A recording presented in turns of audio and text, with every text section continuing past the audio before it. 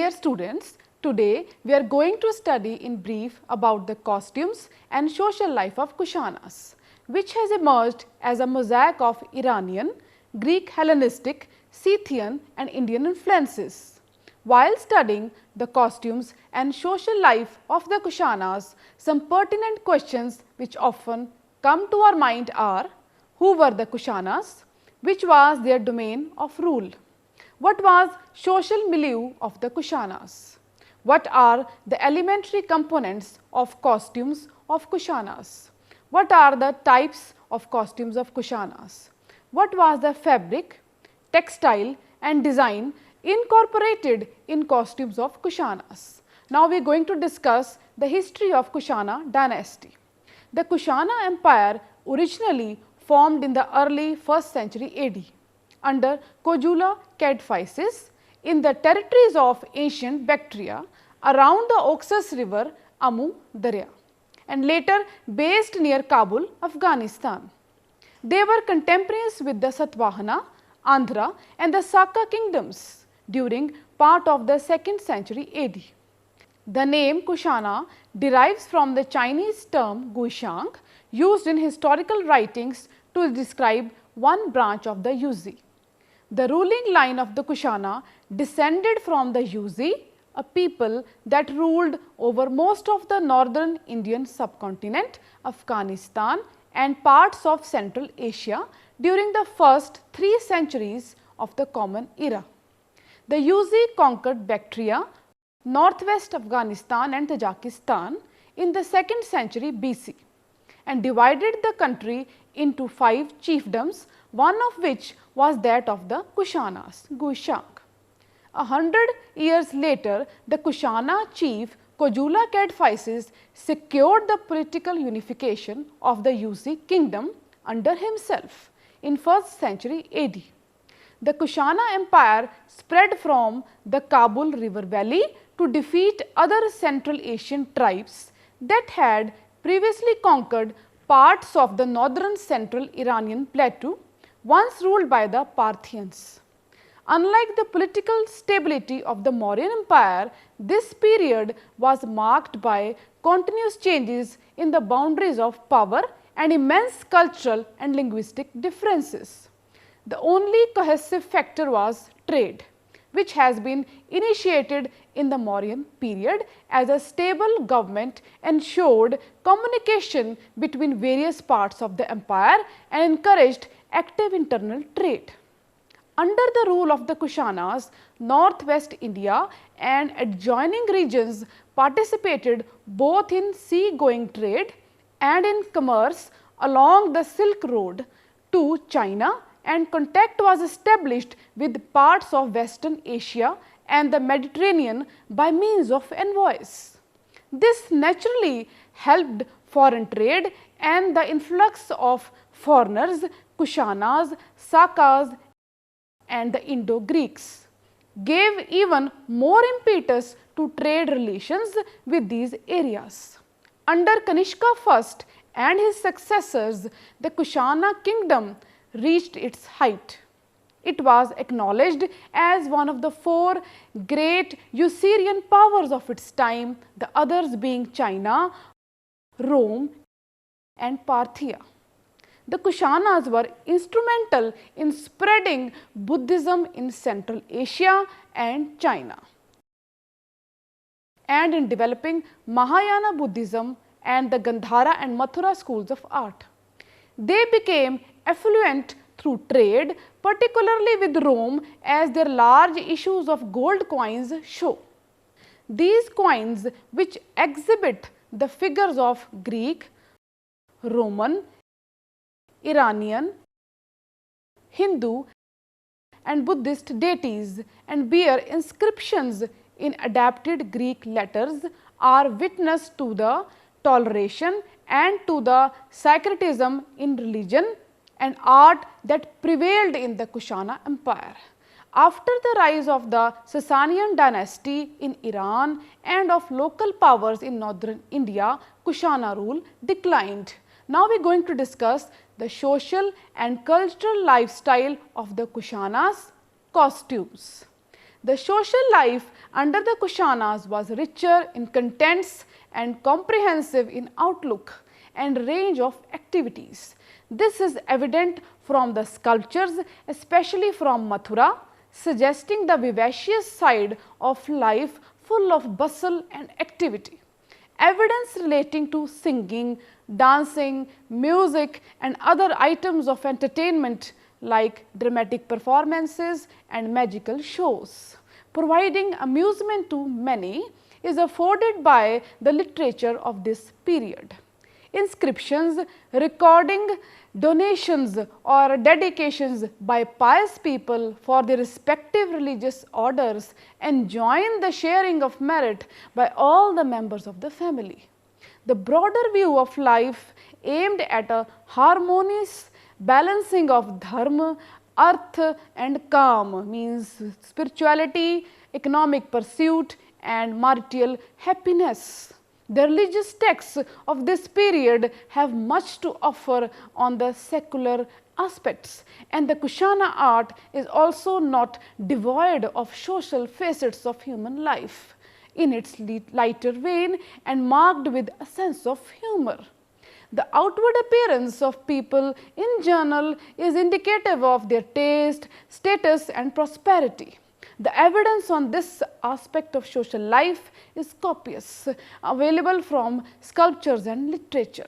There was no uniformity and the dress varied with region and people. Now we are going to discuss the origin of two styles of costumes under the Kushana dynasty. There are two completely distinct styles of costumes in Kushana art. One is the Gandhara style. Gandhara in the northern part of empire was built by craftsmen from eastern Rome who were employed by patrons of Buddhism. These craftsmen brought with them the Greco-Roman style, particularly in the drapery of the sculpture, so that the Buddhists represented there were dressed in the classical Greek and Roman garments, the chiton, the rimation, stola, tunica and chlamydia, etc. Now we are going to discuss the Mathura style. The second style in Kushana art was that which arose in Mathura, the southern capital of the empire. This style was a direct continuation of the native Indian schools of Bharat and Sanchi. But a clear picture of the actual Kushana costume is seen in the sculpture at Surkh Kotal in Afghanistan. The influence on style there being Parthian, Eastern Iranian. The Parthians themselves were of synthetic stock like the Kushanas, and their costume is much the same and resembles closely the portrait of Kanishka, the great Kushana king found at Mathura. The latter wears, in addition to his tunic and trousers, a fur-lined coat or pastin, which is also seen at Surkh Kotal. As mentioned earlier, there was no uniformity in this period and the dress of the people too varied with each region. The ordinary dress consisted as usual of an antarya, utarya and kaya band with a turban for men. With the advent of Kushanas, this was extended and the fashion of wearing sewing garments of Central Asiatic pattern seems to have made headway with all classes of Indians in North India. The cut and sewn garments, which are rarely visible in the sculptures of the previous periods, are more commonly found in this period. Now we are going to discuss the types of Kushana costumes. The Kushana costumes may be divided into 5 types. First, indigenous people, the Antarya, Utarya and Kaya Band. Second, guardians and attendants of the harem, usually the indigenous and sewn kanchuka, red-brown in color. Third, foreign Kushana rulers and their entourage. Fourth, other foreigners such as grooms and traders.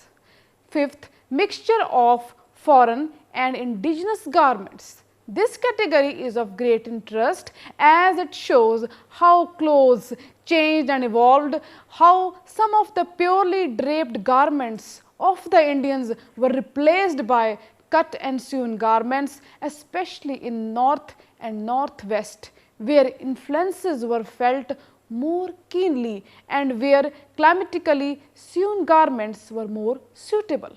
Now we are going to discuss Kushana costumes in Gandhara region sculptures.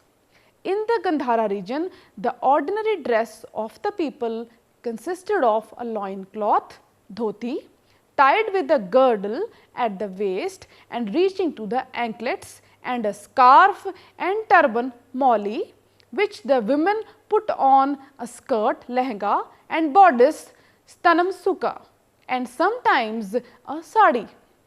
Some wore the scarf draped over both shoulders with a loose, inflated length behind the head and shoulders, and the ends hanging down evenly on each side.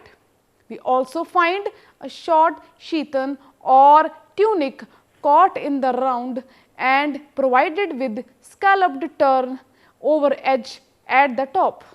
The secular scenes in the Gandhara art provide an interesting study of the social life. In a family drinking scene, now in the Musée Gourmet, Paris, the two men are dressed differently. The older man wears himation only, falling from the left shoulder and leaving the body bare, while the younger one has a shirt sleeved tunic tied with a girdle around the hips. The dress of the women consists of a long sleeved chiton reaching from the neck to the feet, and over it a himation draped from the left shoulder and across the legs. Now we are going to discuss Kushana costumes in Mathura region sculptures. In Mathura, two different types of dresses are represented in sculptures. In one sculpture from Sarnath, the devotees are clad in long tunics with a belt above the hips. In a bacchanal group at Mathura, a woman is clad in a long sleeved jacket and a skirt reaching her feet. She puts on plum shoes with heavy ornaments on her body. On the other side of the group, a woman is dressed in Greek costumes, with a man on her left wearing a mantle fastened on the neck and hanging down the shoulders in folds. The headless statue of Kanishka in the Mathura Museum is also suggestive of the dress of foreigners. The emperor is shown dressed in toga like the Angaraka of the Muslim times, reaching down the knees and held round the loins with a girdle. The long heavy boots with straps round the ankles are very conspicuous. Now we are going to discuss Kushana costumes for men. The Kushana Indo-Scythian dress has evolved from a nomad culture based on the use of the horse. It is seen at Mathura, Takshila, Begram and Surkh Kotal in Afghanistan. The dress was worn by most of Scythian and Iranian races and resembled particularly that of the Parthians. It is consisted of a ruched long-sleeved tunic with a slit for the neck opening, simple or elaborately decorated. The close-fitting knee-length tunic was sometimes made of leather, and with it could be worn a short cloak or a calf-length woolen coat or kaftan, worn loose or crossed over right to left and secured by a belt of leather or metal.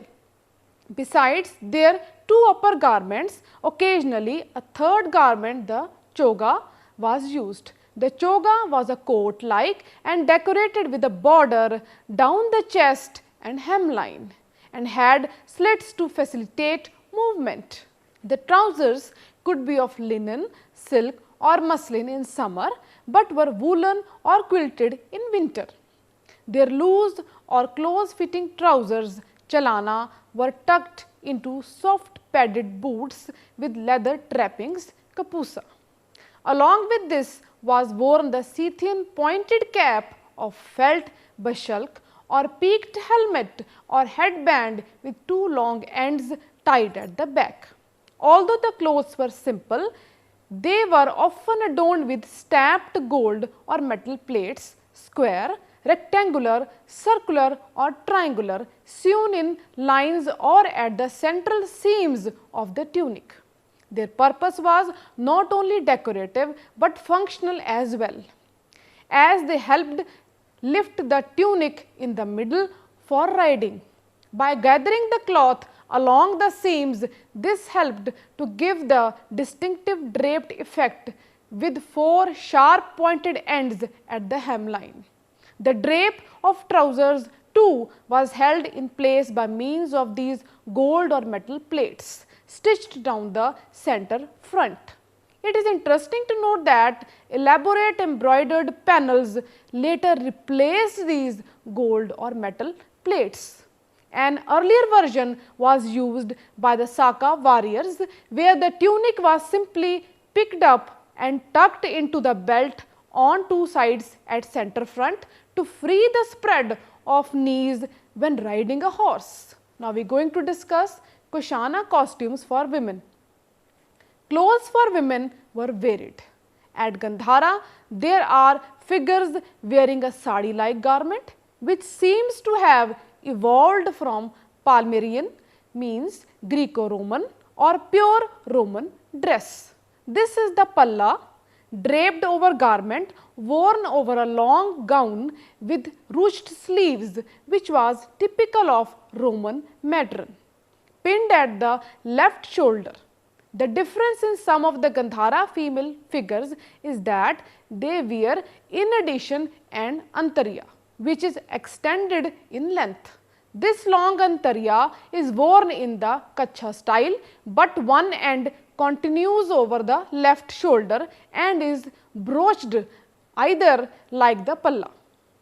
The total ensemble looks very much like the Dakkani sari of today.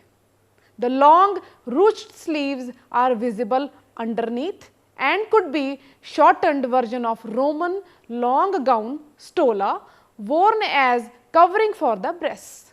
In addition, the typical Indian uttariya is worn across the back and over both arms, and Indian jewelry completes the ensemble. The wearing of an uttariya with the sari is still seen in the fisher folk of Maharashtra.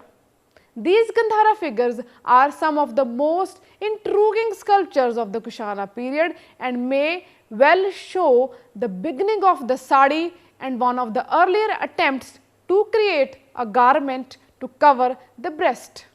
This would fall under the category of a mixture of foreign and indigenous garments. We also find a Persian influenced knee or mid-thigh length tunic, stanamsuka, worn with the atariya. The latter is not passed between the legs as the Kacha style, but is worn crossed over in the lehenga style. Simple stitched skirts, ghagari with a side seam and nada or string to hold them at the waist are also seen. The tunic stanamsuka is form fitting with long sleeves, a simple round neckline and flaring at the hemline. Besides the above mentioned, the lehenga style, antariya and uttariya is sometimes worn, but very little in the way of elaborate jewelry is used. There are also some figures of women wearing close fitting ruched trousers with a long sleeved jacket and an uttariya. In the earlier period, trousers were worn by Greek and Persian women. It is said the Amazons wearing trousers formed the royal guards of the king. These female guards adapted their own Phrygian costume to a tight mid-thigh length jacket, which cross over at the neck and a gathered or pleated skirt worn with the antariya, along with the crossed vekaksha with metal buckle, shield and sword. Servants and dancers from many parts of the world were brought into the country from a very early period in Indian history. The pravara or chadar, a large shawl, continued to be worn by both sexes as protection against the cold, and it was known to have been perfumed with bakul, jasmine and other scents. The purely indigenous Antariya, Uttariya and Kayabandh continued to be the main costumes of Indians with slight modifications. The Kayabandh became a more loosely worn informal piece of attire and was twisted sash used mainly by women in many delightful ways to enhance the suppleness of the waist. Now, we are going to discuss the Kushana costumes of military persons. It is in the military dress of the Mauryan Shunga period we find the earliest traces of foreign influence on indigenous garments. At the Gandhara site of Kushana's is a soldier of Mara's Apollo's army wearing the Indian Uttariya and turban with the Greco-Roman style of breastplate or coat of mail. Coats of mail are said to have been made indigenously of metallic wires, probably iron, woven into gauze known as jalaka. But the soldier's coat of mail appears to be made of metal scales attached to a backing rather than woven wire. This could be a foreign influenced improvement on the indigenous equipment for soldiers. Another soldier is seen wearing full of foreign garments in the same army. His coat of mail is worn over a short tunic which is visible at the hem and sleeves, and his bare legs are encased in greaves. On his head is a three-cornered helmet which suggests the well-known whitish grey felt cap of the Tibetans and Khwarezmians. The Khwarez bacteria Sogdiania in Central Asia had at one time been some of the most important cultural centers of the ancient world. They were later taken over by the Persians, Greeks and then the Kushanas. The third soldier in this army of Mara wears the purely Indian Antariya and has his Uttariya wound around his waist. All three soldiers carried shields and equipments of various kinds. Foot soldiers are said to have used 6-foot bows with very long arrows, tall shields made of undress ox hide, and board swords. 3 men carried smaller shields and were equipped with 2 lances each, but rode without saddles. Now, we are going to discuss Kushana costumes of religious persons. Brahmin hermits or ascetics continued to wear garments made of bark leaves or animal skins and live austere lives in forests or other isolated places. The clothes of the bhikshu continued to be yellow or red in color and consisted of same antravasaka, uttarasanga and samghati and kushalaka as before, along with the buckled belt or some kakshika. Only now the cloth of their garments was most probably donated to the monastery by wealthy merchants and was not made of rags. The sign of physical and spiritual perfection in the Buddhist figures is the protuberance or ushnisha on the head, which evolved from the top knots worn by Brahmins. Another symbol is the urn or tuft of hair between the eyebrows representing the third eye. The elongated earlobes are yet another sign of protection. Now, we are going to discuss the textiles and dyes used for making costumes under the Kushana dynasty. Under the Kushana dynasty, for the first time, trade with China was directly established through the ancient silk route. Indian traders settled down in Chinese Turkestan, which was annexed by Kanishka, the Kushana king. This included Kashnagar, Khotan and Yarkand. Buddhist missions to 2 were sent to China. In Rome, Augustus encouraged trade with India and exports increased, resulting in a flourishing merchant class. In the northwestern is coarse cotton and wool were used for making tunics and trousers for horsemen, hunters, foreigners and doorkeepers. In central India, textiles were of lightweight cotton, tulaspansi for making summer clothes and blankets, kambala for winter clothes. Both indigenous and foreign skills were plentiful, but still were expensive. The clothes were also perfumed avasayan. There is reference to dyers known as Rajika in an inscription and in literature. The antarya were very rarely decorated, and when they were, they appear to have been either embroidered, woven or printed in diagonal check designs enclosing small circles. Turban clothes for rich women were often diagonally stripped with every third line made of pearls. This bejewelled material was also used to cover beds and seats. Many other geometrical patterns of checks, stripes and triangles were also printed and woven. It is only from literary sources that we know of the textiles and dyes available in the earlier period. There is no evidence of actual fabrics being made in India before the 12th and 13th century, but a large variety of fabrics were recovered from the burial grounds along the Silk Route, which can be dated to between the 1st century BC and the 2nd century AD, Han period in China. Based on this evidence, we may presume that the dyes and textiles of Chinese origin available along this route would surely have found their way into India. Hence, it is possible to maintain that many of the patterns and colors would be similar or had influenced indigenous fabrics. We know for a fact that the beautiful ultramarine and lapis lazuli blue were sent along the trade route from the famous mines at Badakhshan in Central Asia.